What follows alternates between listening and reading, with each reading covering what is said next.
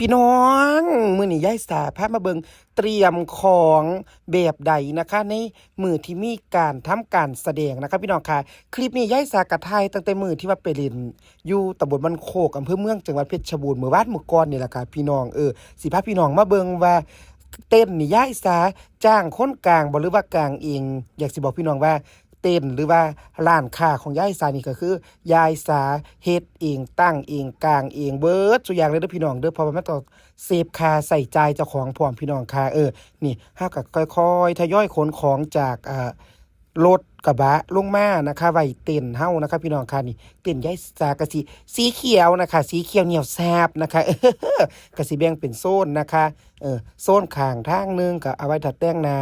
อีกฝั่งนึงก็เอาไว้ถ้าขายของสิพี่น้องค่ะทู่อินวันที่อินวันไปเลยพี่น้องเสื้อผ้าเฮาก็สิเอาห้อยไว้นำนั่นล่ะค่ะน้ำอันอิหยังก็เขาเอิ้นว่าอิหยังก็น้ำเหล้าเต้นน้ำอย่างนั้นล่ะพี่น้องเต้นอันนี้ไม่ใช่สาซื้อตั้งแต่ปีไก่พี่น้องค่ะห้างแน่ฮักแน่ก็ซ่อมเอาเองซื้อน็อตมาเปลี่ยนเองพี่น้องปีนี้ก็โค้งเต้นของปีไก่นั่นล่ะค่ะแต่ว่าผ้าเต้นย้ายสาน่ะซื้อใหม่พี่น้องค่ะนี่ฝั่งทางนี้ย้ายสาก็สิเอาไว้ขายของฝั่งทางนั้นก็สิเอาไว้ถ้าแต่งหน้าเนาะพี่น้องเนาะ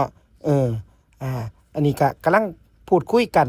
เรื่องมุกเล่นมือนั่นแหละครับพี่น้องครับเพราะว่าตลกหลายคนแห้งพี่น้องก็เลยแบบแบ่งมุกแบ่งหยังให้กันบ่ว่าสิเป็นเสียงสะกิดใจอลังการโชว์เสียงวีหก3คณะเล่นน้ำกันพี่น้องม่วนคักมือนั่นเนาะแต่อยากหัวคือหยังนี่จักสิพากันเว้าอีหยังตลกหลายมือนั่นแต่ว่าหันเป็นทีมคนหัวดีคัก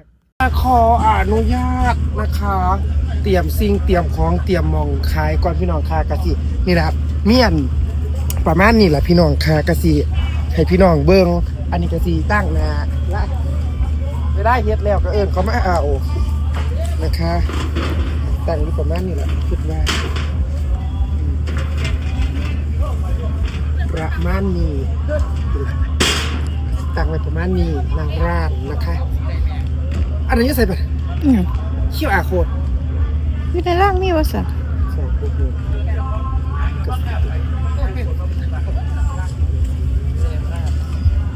ตัดได้เนี่ยขายของเต็มเลยทอดไข่เขียวไข่ดาวนั่นล่ะคือเงา